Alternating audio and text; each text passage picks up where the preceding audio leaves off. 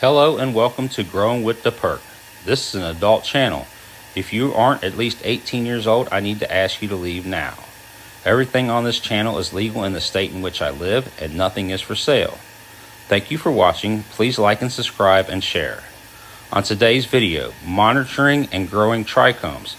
And keep watching until the end for a field trip update. Thank you.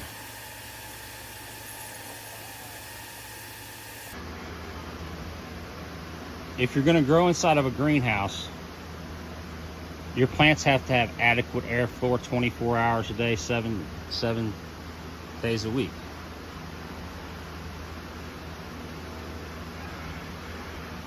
The air moves in here all night long like this.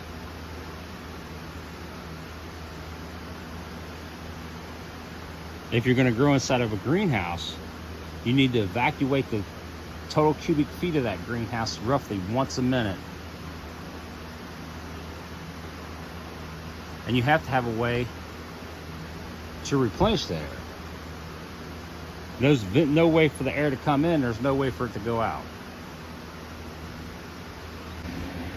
In my greenhouse, there are 18 of these air intakes all around the greenhouse that bring in fresh air. It leaves to the exhaust and evacuates the air roughly the entire cubic foot volume of the air inside this greenhouse roughly once every minute. I have 4 box fans down here. I have a pedestal fan here, a pedestal fan there, 2 more box fans down here, and 2 duct fans sucking air from outside, blowing in, assisting the exhaust fan. So if you're going to grow in a greenhouse, you have to have lots of air movement. My crystal ship formula has the exact same ingredients as products that you could buy for much more, called like flower candy or something like that. It gives the plants what it needs to produce extra large trichomes, more trichomes. It has a chance to build it because it has what it needs it to. Don't mean it's definitely gonna make it, but it has the chance to make bigger, more productive trichomes. Trichomes have the cold cannabinoids that you're seeking, so more trichomes, in theory, more cannabinoids.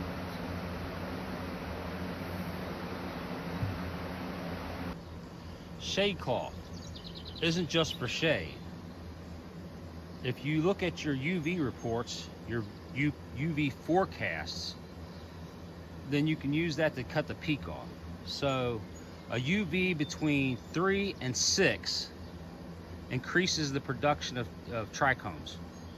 Trichomes are a defense mechanism the plant puts out when it's stressed, primarily by sun. So my shade cloth here is 30%. Today I don't really need it. I have a high UV today of 6. It's forecast not to go above 6 today for my UV. But on normal days here in my area, and this is all depending on what region, area of the world you live in, tomorrow's forecast is going to be 9 in the afternoon. From 11 o'clock in the morning until 3 or 4 o'clock in the afternoon, I'll have to put this shade cloth on to lower that 9 UV down to something more manageable, down to a 6, in that 6 range. I want to keep it in that 6 range. If your UV regularly spikes up to 11 or so, or higher than 9, if it gets really hot all the time, you'll need like a higher grade of shade cloth to circumvent that. 40%, 50%, I don't know what area you live in.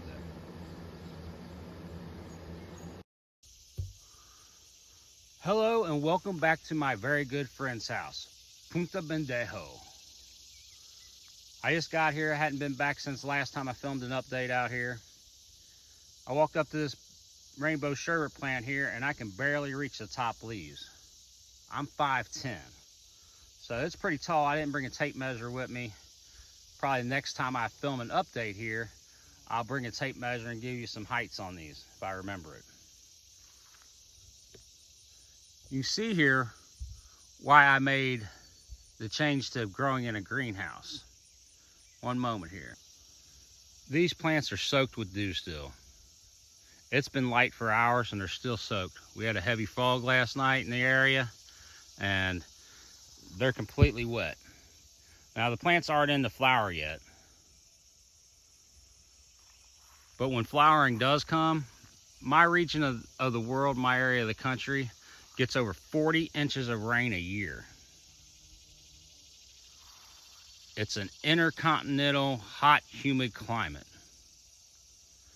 For over 30 years, I grew in this shit. Every time my plants would get wet during flowering time, I'd panic and trip out. For years, there was nothing I could do about it until the laws changed and I was able to grow in my backyard, or in somebody else's backyard in this case. And I could come out here with a leaf blower and blow the moisture off. The genetics that mold easily, they're just not going to do good here. If you live in a climate like mine, you're best off to source your seeds from a similar climate. Europe, maybe the Pacific Northwest.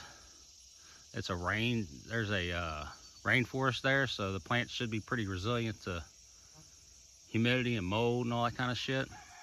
This plant's looking really good. Got to be pushing 7 foot, if not higher. I'm 5'10", this is as high as I can reach up, so it's looking good. Let's move over here. We've got this gelato plant. Now remember folks, I was gonna throw these plants away until my buddy said I could put them here.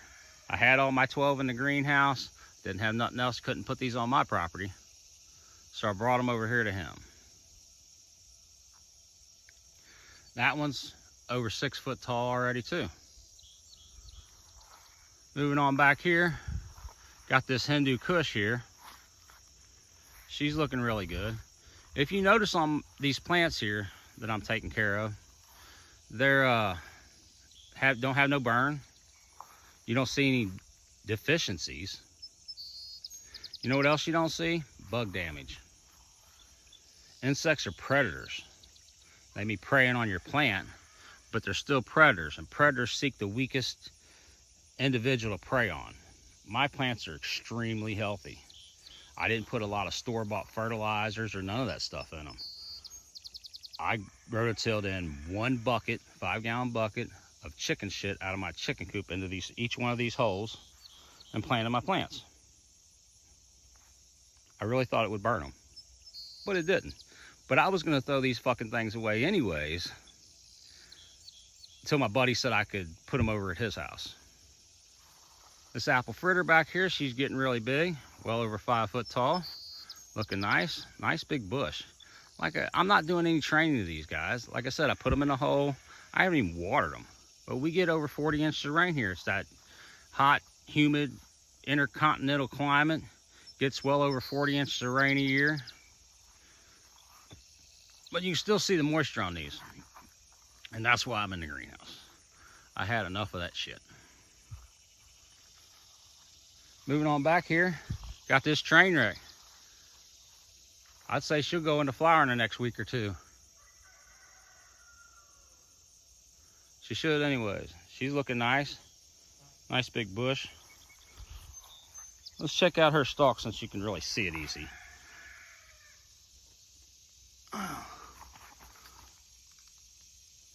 Maybe.